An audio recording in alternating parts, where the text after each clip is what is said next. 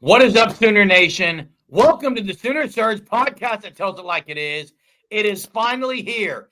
Game week, Palace on the Prairie, August 30th, Illinois State. Yes, we know what's on the horizon, Sooner fans. It's Michigan, but it's the Redbirds first, and it's game week. It's the moment that we've all been waiting for after this very long summer for Sooner fans, coming off the debacle against Navy in the bowl game.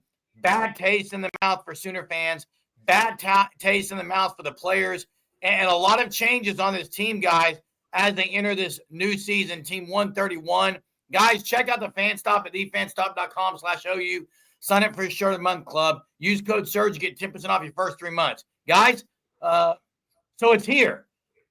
Just as we get started on this video, and I'll ask the viewers the same thing, now that it is here and it is time, what are just a couple of things that you're looking forward to on game week?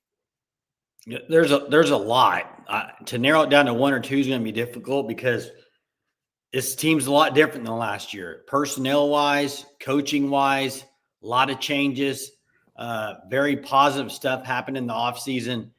And so if I were to narrow it down to a few things, one would be explosive offense. I'm ready to see it.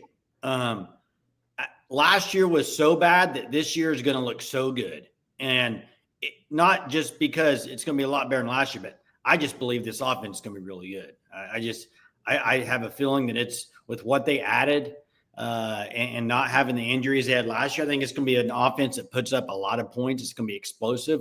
Going to see big plays in game one that we're like, wow, it's been a while since seen explosive plays like that. Can't wait for that.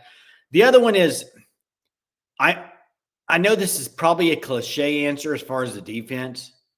The defense is going to be really good, but I'm excited to see some of these guys that haven't played much at OU. I mean, just name a few. I mean, Kendall Daniels, to me, as far as just seeing him on the field in action, I can't wait. Guys like Danny Okoye.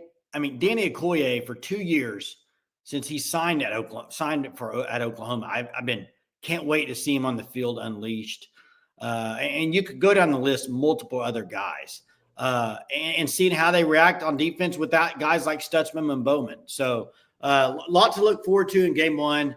And so that's kind of a few things that I'm eager to see, guys. Yeah, Jay, you talked about an individual guy in Daniels. I think he's definitely a guy that I would say I'm going to be seeing how he plays in the first week and where he plays. But for me, the first thing is, who's that starter opposite of Gentry Williams?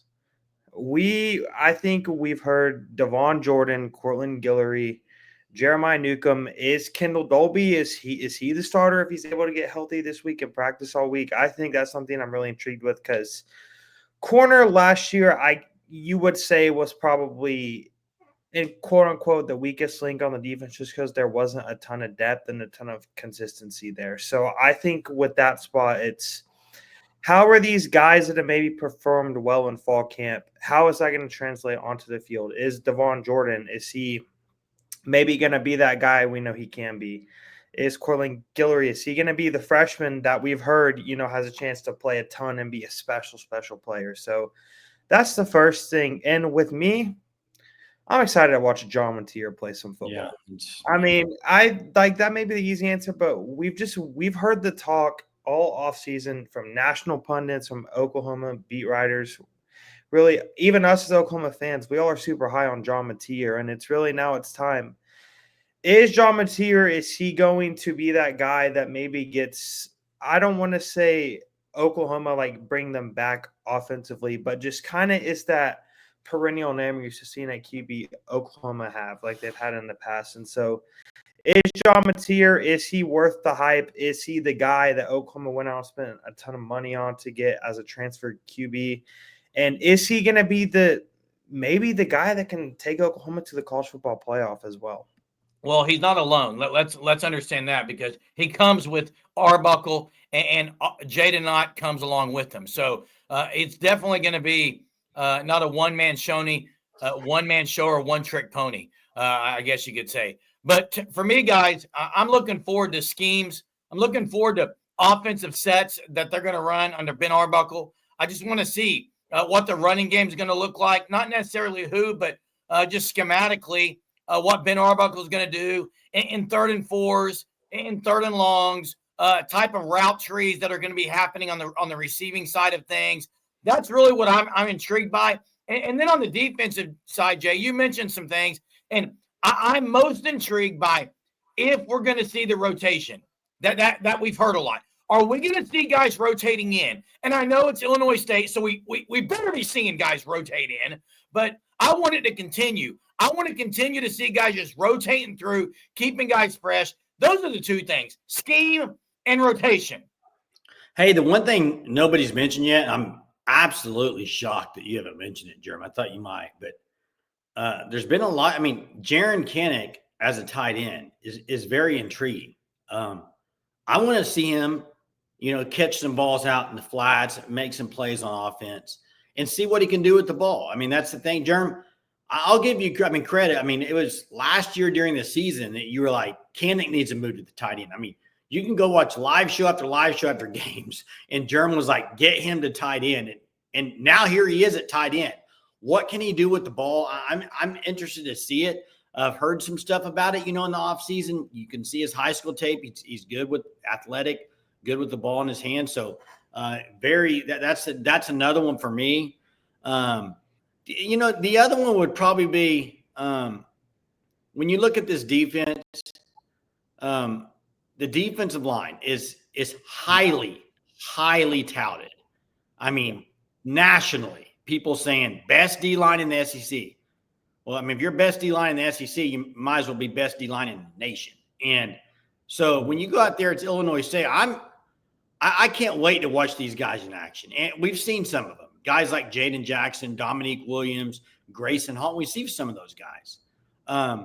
But you know who we haven't seen yet on a steady basis? David. Guy by the name of Agent 00, as I call him. Or zero, actually, not 00, but David Stone.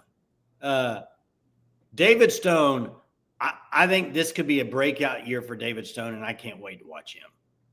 Yeah, and I think there's a name, honestly, maybe Jeremy or Jay, I'm shocked that neither of you guys have said, and Michael Fasusi.